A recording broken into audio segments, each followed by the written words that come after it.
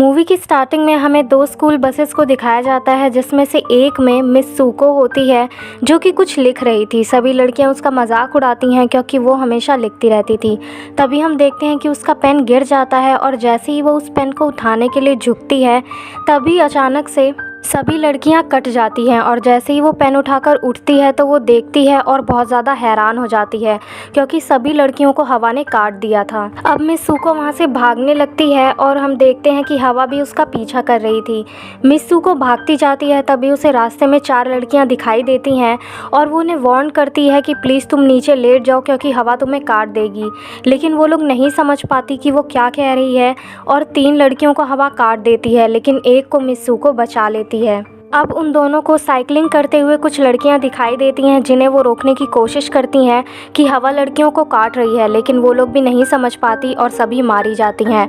अब हम देखते हैं कि मिस सुको ने जिस लड़की को बचाया था वो लड़की भी हवा से कटकर मर जाती है। मिस सुको भागती है और जंगल के पास पहुंच जाती है। वहां पर वो जंगल में एक नदी के पास पहुंचती है जहां पर कई सारी लाशें थी और वहां पानी में तैर रही थी।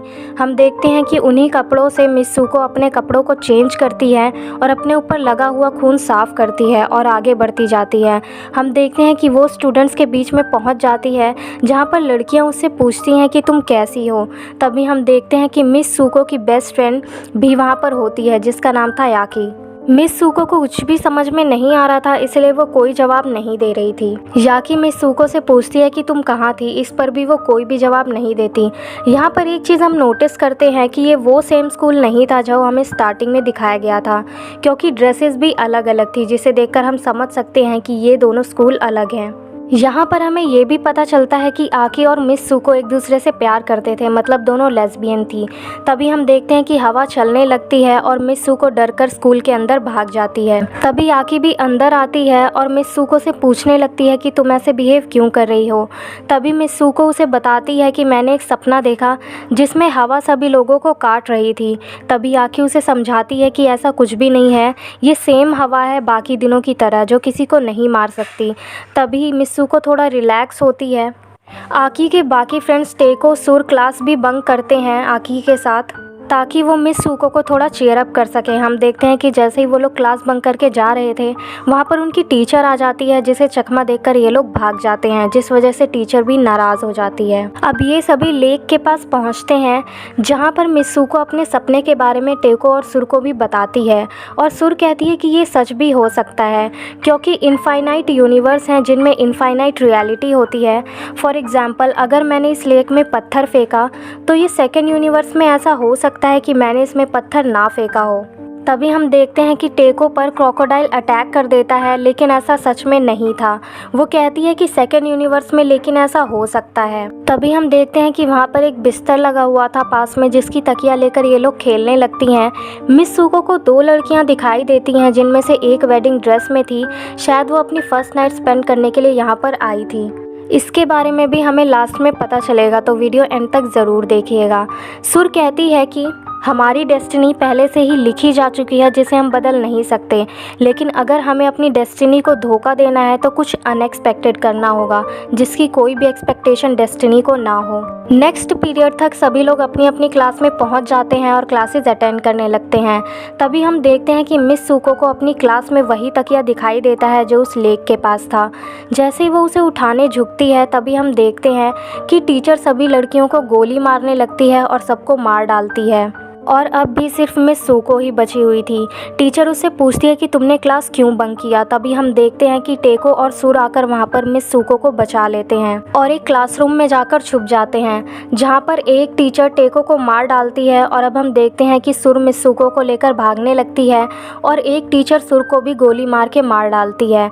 हम देखते हैं कि सुर मरते हुए भी मिस सुको से कहती है कि तुम अपनी डेस्टिनी को चेंज करना होगा। मिस सुको और कुछ बच्चे ही बचे थे पूरे स्कूल में, वो भागने लगते हैं टीचर से बचकर, जहाँ पर टीचर्स अभी भी फायर कर रहे थे अलग अलग गन से, सभी बच्चों को मार रहे थे। हम देखते हैं कि कुछ बच्चे लास्ट में बचते हैं जिन्हें हवा काट डालती है। अब हम देखते हैं कि मिस सुको फिर से अकेली बची हुई थी। वो फिर से भागने लगती है और भागते भागते एक भीड़ में पहुंचती है जहां पर उसे एक पुलिस ऑफिसर मिलती है जिसका नाम था टुमोको। वो अपने स्कूल में हुई सारी वारदात को उससे शेयर करती है, लेकिन वो पुलिस ऑफिसर उसे अंदर लेकर जाती है और मिस सुको से कहती है कि तुम यहाँ क्या कर रही हो, तुम्हें तो रिसेप्शन में होना चाहिए था। और जब टोमोको उसे मिरर दिखाती है तो मिसुको हैरान रह जाती है क्योंकि उसका फेस पूरी तरह से चेंज हो चुका था और टोमोको भी उसे केको कहकर बुला रही थी। अब हम देखते हैं कि टोमोको टेको को लेकर रिसेप्शन जाने लगती है और बताती है कि आज तुम्हारी शादी है, जहां पर जाते हुए बहुत सारी लड़कियां उसे कॉन्ग्रेट्स बोलती हैं। हम देखते हैं कि रिसेप्शन में आकी भी मौजूद थी, जिसे देखकर टेको थोड़ी रिलैक्स हो जाती है और उससे बात करने की कोशिश करती है, लेकिन आकी उससे बोलती है मैं सब जानती हूँ, लेकिन अभी सबकी नज़र हम पर ही है। और जब सारी लड़कियां वहां से चली जाती हैं तो आकी टेको को बताती है कि मिस सुको और केको तुम ही हो, दोनों तुम्हारे ही अंदर हैं। और वो कहती है कि आज तुम्हारी शादी है और मैं जैसा जैसा बोलूँ तुम्हें बस वैसा ही करना है।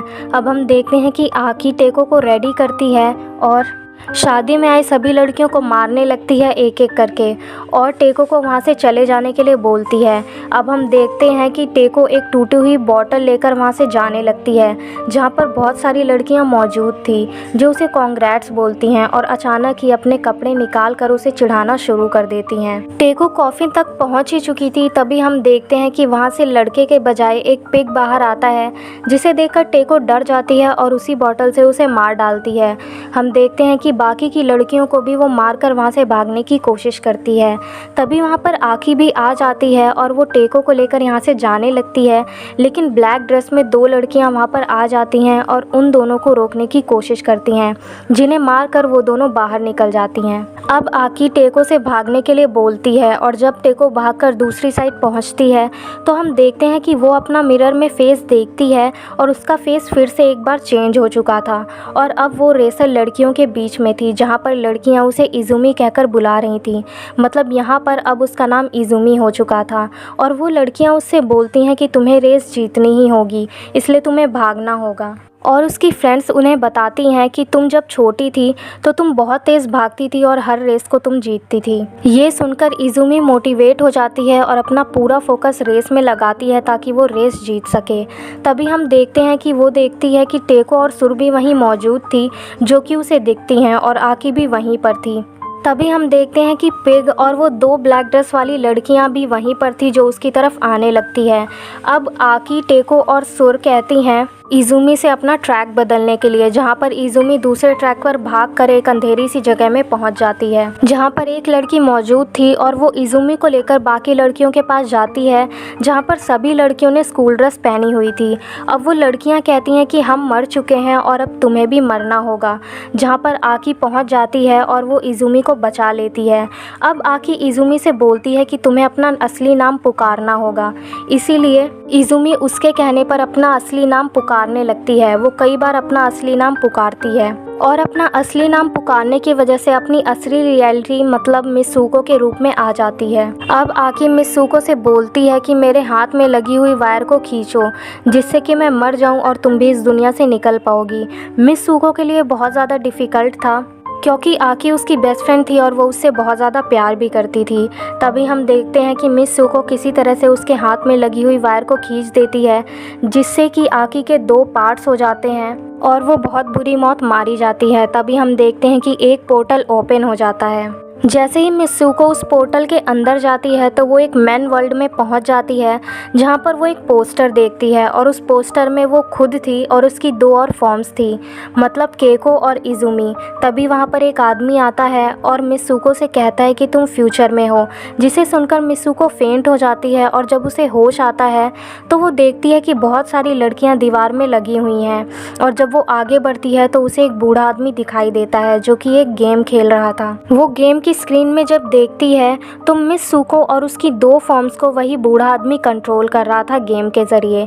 वो बूढ़ा आदमी अब मिस सुको को बताता है कि तुम गेम का एक कैरेक्टर हो जिसे मैंने इन्वेंट किया है और तुम लोग बहुत पहले ही मर चुके हो, लेकिन तुम लोग की डीएनए से मैंने ये कैरेक्टर बनाए हैं और तुम्हारे फ्रेंड्स को भी मैंने ही बनाया है ताकि तुम लोग हमें इंटरटेन कर सको। तभी मिस सुको को पता चलता है कि ये सब एक गेम था सिर्फ। ये सब सुनकर मित्सुको बहुत ज़्यादा शॉक्ड हो जाती है। तभी हमें उस बूढ़े आदमी का यंगर वर्जन वहीं पर दिखाया जाता है जो कि मित्सुको को अपने साथ सोने के लिए बोलता है। तभी बूढ़ा आदमी मित्सुको से बोलता है कि तुम जाओ और सब कुछ अपनी डेस्टिनी पर छोड़ दो। मित्सुको उसके पास चली जाती है और लेट जाती है। तभी मित्सुको को सुर की बात याद आती है कि अगर अपनी डेस्टिनी को चेंज करना है तो कुछ अनएक्सपेक्टेड करना होगा। तभी मित्सुको उस बूढ़े आदमी के यंगर वर्जन को गले दबाने लगती है और उस बूढ़े आदमी की छड़ी लेकर खुद को ही मार डालती है, क्योंकि मित्सुको के मरने से ज़्यादा अनएक्सपेक्टेड कुछ भी नहीं हो सकता था, इसलिए उसने खुद को ही मार डाला था। अब हम देखते हैं कि डेस्टिनी पूरी तरह से चेंज हो जाती है और मूवी की स्टार्टिंग में जब मित्सुको के हाथ से पेन गिरा था, जब वो उसे उठाने के लिए झुकती है और पेन उठाकर वो खुद को ही मार डालती है। इसी तरह से केको भी खुद को मार डालती है और इज़ुमी भी खुद को मार डालती है और इस तरह से डेस्टिनी पूरी तरह से बदल चुकी थी। अब हम देखते हैं कि मित्सुको एक सुनसान सी जगह पर पड़ी हुई थी जहां चारों तरफ बर्फ ही बर्फ थी। मतलब कि एट लास्ट सब कुछ ख़त्म हो चुका था और अब मित्सुको उनके कंट्रोल में नहीं थी और इसी के साथ मूवी का द एंड भी हो जाता है। अब बात करें इसके कंक्लूजन की, तो ये पूरी मूवी एक गेम पर बेस्ड है जिसे एक बूढ़ा आदमी कंट्रोल कर रहा है और उसी ने इस गेम को इन्वेंट किया है और इसके कैरेक्टर्स को उसने मरे हुए लोगों के डीएनए से बनाया है।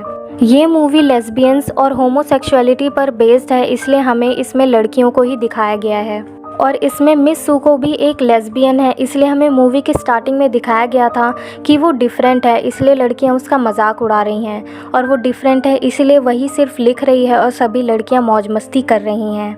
और सभी लड़कियां इसलिए भी मारी जाती हैं क्योंकि वो वही चुनती हैं जो समाज चाहता है या फिर वो करना चाहती हैं, लेकिन मित्सुको ने कुछ डिफरेंट चुना था इसलिए वो बच जाती है। और इसीलिए ही जब इज़ुमी उस अंधेरी जगह पर पहुंची थी तो सभी लड़कियां उसे मारना चाहती थी, क्योंकि वो चाहती थी जो उन्होंने चुना है वो भी उसी को चुने, लेकिन इज़ुमी ने ऐसा नहीं किया और आकी ने उसे अपने हाथों की वायर खींचने के लिए इसलिए बोला था ताकि वो मित्सुको के अंदर की फीलिंग्स को मार सके जो कि आकी के लिए है, और वो उसके बाद मेल वर्ल्ड में चली गई थी। टेको की शादी के वक्त वो लड़कियां उसे इसलिए चिढ़ा रही थी क्योंकि आखिरकार टेको एक लड़के से शादी कर रही थी समाज के अनुसार, जैसे कि सभी करती हैं, इसलिए वो लड़कियां उसे चिढ़ा रही थी कि आखिरकार तुम्हें एक लड़के से ही शादी करनी पड़ रही है।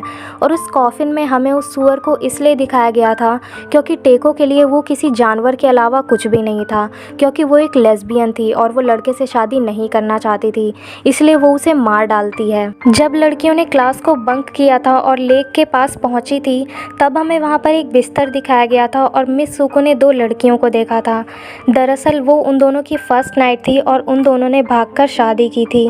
इससे हमें ये समझाया गया है कि जब कोई लड़कियां लेस्बियन होती हैं और समाज के खिलाफ जाकर शादी करती हैं तो उन्हें छुप कर रहना पड़ता है और ये सब उन्हें करना पड़ता है क्योंकि उनको समाज एक्सेप्ट नहीं करता। लेकिन आखिरकार मित्सुको ने अपनी डेस्टिनी को चेंज कर दिया था क्योंकि उसने कुछ अनएक्सपेक्टेड किया था और ख़ुद को ही मार डाला था। हम देखते हैं कि अब ये गेम वापस रिपीट नहीं होगा, क्योंकि कोई भी गेम एंड होने के बाद वापस रिपीट होता है, लेकिन इस गेम की एंडिंग अनएक्सपेक्टेड थी और डेस्टिनी चेंज हो चुकी थी, इसलिए ये गेम अब हमेशा के लिए एंड हो चुका था और मित्सुको इस गेम से आज़ाद हो चुकी थी। तो कैसी लगी आपको ये हिंदी एक्सप्लेनेशन, कमेंट बॉक्स में कमेंट करके ज़रूर बताइएगा। और अगर चैनल पे नए हैं तो चैनल को सब्सक्राइब कर लीजिए और बेल आइकन को भी ज़रूर प्रेस कर दीजिएगा ताकि हमारे वीडियोस की हर नोटिफिकेशन आपके पास सबसे पहले पहुंचे। और हमारी इंस्टाग्राम आईडी की लिंक भी आपको डिस्क्रिप्शन बॉक्स में मिल जाएगी, तो जाइए और उसे फॉलो कीजिए ताकि हमारे वीडियोस की अपडेट्स आपको वहाँ पर भी मिलती रहे। Thank you.